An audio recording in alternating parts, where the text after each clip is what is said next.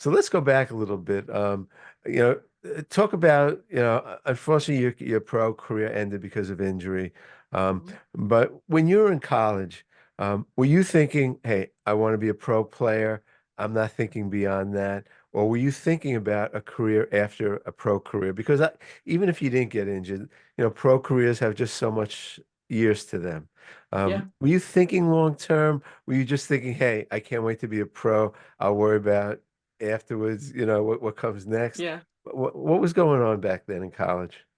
In college, I mean, I wasn't thinking about the end of my career. I knew that, I knew from I was a little bit younger that I thought being a GM would be pretty cool because of when Pat Riley was a GM of the Miami Heat. I don't know what it was about Pat Riley, but I thought his job was so cool, or maybe he was just a cool guy. Yeah, probably But I that. never necessarily put a ton of thought of like, okay, I'm going to do these things to do it right. I majored in business. I did business Okay. management, and I knew that that was pretty general. I knew I wanted to do sport management, but it worked out that way, and so I just went to the business school, and so I knew getting something. And my dad has a business degree, so he kind of told me, it's very general, right? Like it's if you do it, if you're not exactly sure, like it's something that you can use kind of across the board. So I knew I would have to use it at some point. So I was aware and acknowledged it, but I don't think I was so focused on the basketball side, right? Like I knew that's why one of the reasons I went to UConn. I wanted to be a pro. I thought I Yeah. was going to play a lot longer than I did, but I would say in college the focus was yes, I got to graduate, but the focus is being a pro for sure. Well, let me see. Are you able to enjoy your courses, or I mean, seriously, is it something you just have to kind of get through, or can you appreciate the courses when you're taking them when you're an undergrad? Yeah, I think you can. I think you can. I think did I appreciate them as much as I probably should have? No, right? Like I enjoyed college and I was like, look, I know I have to take care of academics. That was been ingrained in me from my parents from a really young age. But I think when you're young going through it, it's like, okay, yes, I have to go to school. It's important, you're a student athlete, students first, but you're there for right. I went to UConn because I wanted to win and I wanted to Yeah. play basketball and be a pro, right? But I knew the academic side was important. So I do feel like, yeah, maybe I should have paid a little bit more attention and took it a little bit more serious than just like, okay, I got to get the grade. But I'd say at the same time, the good part about even if that's what you want to focus on, you have to focus on the academic side or you can't play, right? So I think I should have enjoyed it and taken it a little bit more advantage, but I do feel like I got a good academic experience at the same time, even if that's not, the main motivation for me when I was there, but I did what I had to do. I hear, I hear. So talk about the injury that kind of made you retire, and then talk about how um, the Sun offered you this position, how you got the position. Yeah, so it's not just my knees, and it wasn't one specific injury over my career. I had six surgeries while I was a player from kind of the after my freshman year of high school, through I don't know, end of my career pretty much. And I've had countless treatments and injections and I did stem cells and I did any and everything for these knees and they just basically I just have too much cartilage damage where I technically need knee replacements, but I'm too young for knee replacements. So I had my seventh surgery after I retired and that has Okay. helped me tremendously since. So basically I just kind of wore my knees down and I had injuries along the way. So I knew go in college, right? Like I had to miss a lot of time sometimes because of my knees. I had a redshirt year because of my knee and just cartilage damage. So that was really my biggest issue. So when my last season was the bubble season, I went and did a stem cell treatment to see if this would help, right? I'm kind of getting desperate at this point, and it helped, but not enough to play. And so as I was kind of ramping up to get closer to camp, I got the worst bone bruise I've ever had, and I don't know how I did. And I would have had to be out for like 2, 3 months, and that would have taken me to the beginning of training camp. So I said, all right, let's test it. Let's just see what I can do. And I knew I did a couple workouts with a trainer that I was working with in Virginia. I was living at the time, and I just knew I couldn't play at a high level. Like I just physically couldn't do it. So decided to retire. It was not a like warm, nice decision. It was definitely a hard one that I didn't want. Like I think I knew it was coming, but I was in a little bit of denial about actually retiring.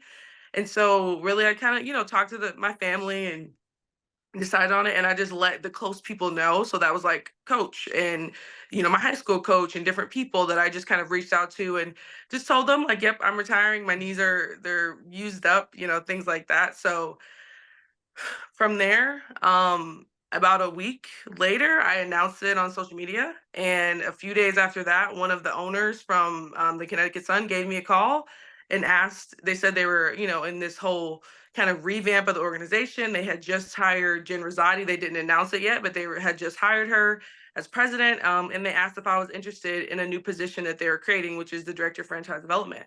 And so I was like, yep, because I didn't have a plan. I wasn't thinking I was going to have to retire. And so even though it was tough and it was not at the time I wanted it to, I really think the timing of it was perfect, where it was right when they were getting ready to hire. I was like the third or fourth person that they were hiring in this kind of revamp. And so that was like March of 2021. And then I started in June and I moved back to Connecticut and kind of got going in the role. So I'd say it definitely lined up really, really well to not have planned it. First of all, it must have been emotionally wrenching. I can see even now the way you talked about having to Yeah. retire. That had to be very tough for you. It was, and I think I think everyone obviously goes through it, right? When you play a sport, that you can't play it forever. It's not how it works. We all know that. But I think it was the first time where people always ask, like, oh, what would you do if you weren't a basketball player? And I'm like, I don't know, because I really feel like basketball is a part of who I am and it's helped me become who I am. And you had no idea what you were going to do when you retired. I didn't. I really thought there was with That, the treatment that I had, it was helping. It did. I felt like my knee was getting better. I was able to do things that I hadn't been able to do in a couple years.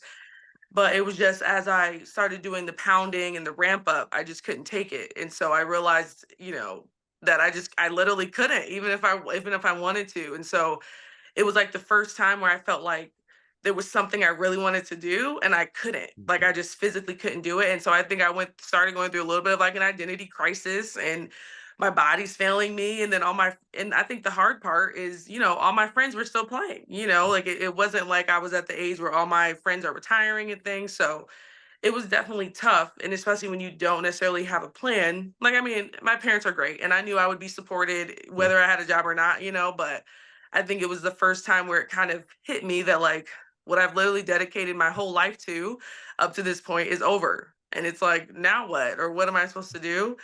But I will say, I think it was a hard to me. I think outside looking in, it looked like an easy transition. It was definitely difficult. But I would say I wouldn't have traded the timing, right? Like I'm glad it happened when it did. I'm also glad that the things that I learned as a player, I realized definitely translated and helped. And I think a big thing that if the timing wasn't there is having Jen as a boss. I think if anyone's going to understand what that's like, it's someone like Jen. And so she's been really instrumental with my transition and kind of helping me feel supported in something that was so brand new, so foreign, so different. But I think the timing and where I landed was pretty spot on. If you had to give advice for a young athlete, who's either in college or in the pros, just having gone through your experience, knowing that at some point a career ends, what would you tell them? I would tell them first to really enjoy the moment. And I know they've heard that like 1,000 times. Like enjoy what you're doing currently, because the lifespan of your playing career is very short, right? And to like really make the most of it, take advantage of it, enjoy the moments. And then I would say to really be willing to kind of trust your gut. I think that's something if I could have gone back to wish to go with, just like when you have that little intuition or that little voice in your head telling you things, to really trust it and to kind of go with it. And then the last thing I would say is, well, I guess it's kind of twofold, is use your resources that you have available and use the network that you have, or if you don't have one, to really network, because we've all heard like it's not what you know, it's who you know. And I think for me, that has been a big part of my career so far, is having connections, right? If I didn't play for this team and have the relationships that I had with some of the ownership, they knew who I was as a person, and they were willing to take a chance to see she has zero experience in this working in an office, right? But we're willing to take a chance and to give her a chance to prove herself. And so I feel like if you don't have the connections, you don't have a network, sometimes that's a little bit harder to kind of get your foot in the door. So to really take advantage, and it's easier to do that when you're a player, right? People usually want to talk to you a little bit more, right? Or you're in some of those circles that maybe the average person won't get into, but to really take advantage of that, because it can help you tremendously at the next level. That's great. That's great. All right, last topic. The roster this year of the Connecticut Mhm. Sun. Um, basically, last year Brianna Jones gets hurt. Um, it's a short roster to some extent. Mhm. Um, Dewan is playing a lot of minutes. Alyssa Thomas playing a lot of minutes, and still you guys do great.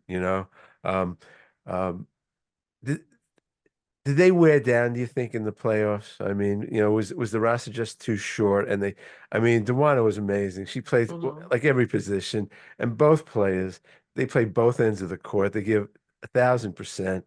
But come playoff time, is it just too much playing all those minutes for them? I do think players get worn down. I do, and it's hard, especially with the kind of elevated, kind of everything and situation about the playoffs, right? Like there's a lot more, I think, not just physically that goes into it, but emotionally and mentally as well, which can be draining. And I think it's also, Bree.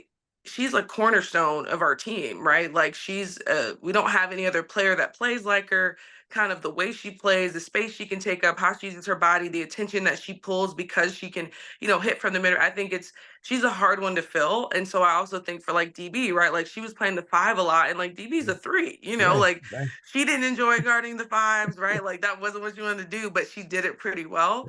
But when you're not used to kind of the physicality of the post, that's even more draining and it wears on you a little bit more. I think she handled it really well. I'll still say I feel like we still could have won, right? Like I think we were very close. But I think sometimes when losing a big piece, able to sustain it really well. But sometimes I think it's hard to sustain it, when it's crunch time. And usually you would think playoffs are when teams are at their best, right? Like that's when, usually if people were injured, they're kind of making their way back. They feel like this is their time. And so I feel like it was tough for us to be able to do that, every single night consistently, because we were missing a really big piece. But like you said, they did a phenomenal job, and I think it also I think helped and gave a lot of experience as well for them to realize that, or like a DB, right? Like when has she ever had to play the five, right? So I think it showed her, even if she's a vet and has been in the league for quite a while, but I think it showed that she can be really, really effective at maybe a position that she didn't even think about playing before. So, when Tiff Hayes announced that she wasn't going to play in the WNBA again, did that affect the roster moves that you guys made in terms of getting Mariah and getting Tiffany Mitchell? I mean, if Tiffany had not retired, would that have changed some of the personnel decisions? For sure.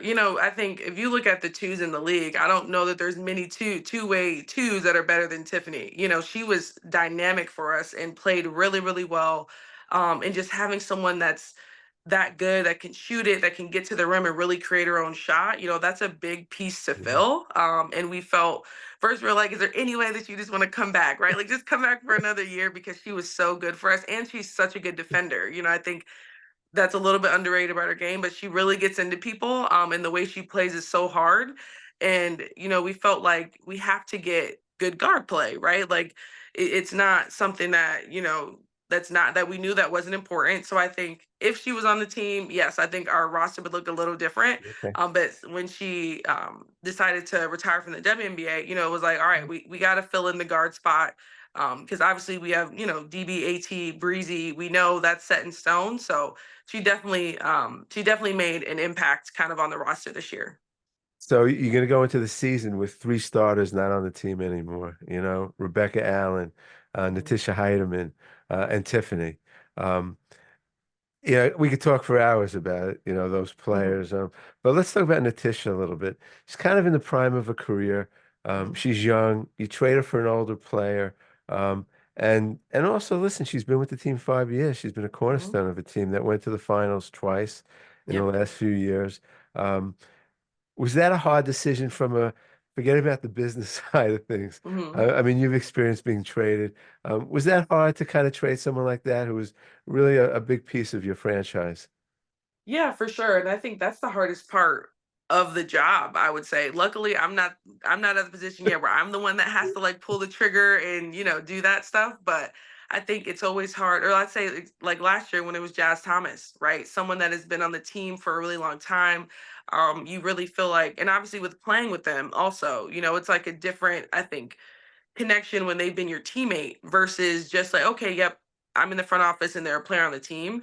So I think it's difficult, but I do think you first you have to understand it is a business, right? Like that's the side of things that as a player you don't necessarily think about all the time, but it is a business and it's of kind of this bigger overarching kind of goal of like, okay, what do we feel like is best for the team going into this year? And so for me, yes, it was very difficult. But I also feel like sometimes change isn't a bad thing, right? And going to an organization, especially for Natisha, that's in Minnesota, right? Like that's a cornerstone organization in the league. So, I even when she was traded, wish the best for her, and I hope that she has a phenomenal year. And then we're like, oh, maybe we should have kept her, But I hope personally that she has such a good year, and that she kind of finds her way with Minnesota. But that's always the hard part, I think that's the part that's a little different. I mean, now in college, yes, people transfer different things, but I think when you're part of the decision that's, sending someone somewhere else or a trade, or especially when people are getting cut. I think that's the hardest thing is when people have to get cut. But it's just a part of the business. I don't think I'll ever enjoy it, no Yeah. matter how far I am in it. But it is what it is. Yeah, I could see you'd be sensitive about that stuff, you know. Yeah. Um, Especially when it's people I know. there's so many things I'd love to talk to you about, but I'm just going to end it with one thing. Um, you know, phenomenal college career. Um, and you went to the finals with the Sun one year in WNBA. You win a championship in Seattle, and I guess the good thing about going to Seattle was you get to play with your good friend Brianna Stewart, Yep. and you got to play with Sue Bird. Hmm. A UConn alum. So that must have been pretty good. But let me just ask you this: in your UConn days, give me one memory off the court that will always stay with you. So one that will always stay. I mean, there's like so many, but one, and now that we have Mo Jefferson on our team, and we were at college all 4 years together, and I have one where we would go down in the summer to Coach's Beach House in Niantic, and we went one year, and he was like, "Oh, let's go get on some jet skis." And so he was on a jet ski. Me and Mo were on another jet ski, and he's like taking us around the coast, and I don't know why I was driving, and I don't know why I decided like let's just hit it and let's just go. And next thing I know, I'm seeing brown water in the sound, and I'm at one place, Mariah is totally in a different place in the water, and Coach is just sitting on his jet ski, just staring at us. And we just had to took us like 10 minutes to swim back to the jet ski. I don't know what I did. I Wow. don't know why I decided to do that. So I'll never forget that of me and Mo swim back to the jet ski, and she was mad at me that I made her fall off into the water. Like it was a whole thing, but that was definitely a funny memory that I honestly forgot about until Mo was back on the team. And by the way, I gotta believe you're a big part of bringing her back. Not bringing her back, but bringing to the Sun. You. Yeah, I mean, and we had our I mean, it wasn't just me, but we had our like 10-year reunion up at UConn, and it's like I think for her even being back in Connecticut, the fan base here is still fantastic whether you played here recently or not. So, of course I wanted her to come back, and so it was great that she got to be in Connecticut right before that kind of all started and it happened, and I'm super excited that she's I here. bet. I bet. Well, listen, it's always great to see you, really. I mean that. And thanks for doing this. And Yeah, no problem. hope to see you during the season. Uh, Yeah, I'm sure we will. I'm sure. all right. Take care, boy. You too. See Thanks. ya.